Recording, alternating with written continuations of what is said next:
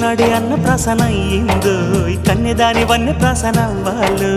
అమ్మ చేతి గోరు ముద్ద తిన్నాను అందగాడి గోటి ముద్ర కావాలో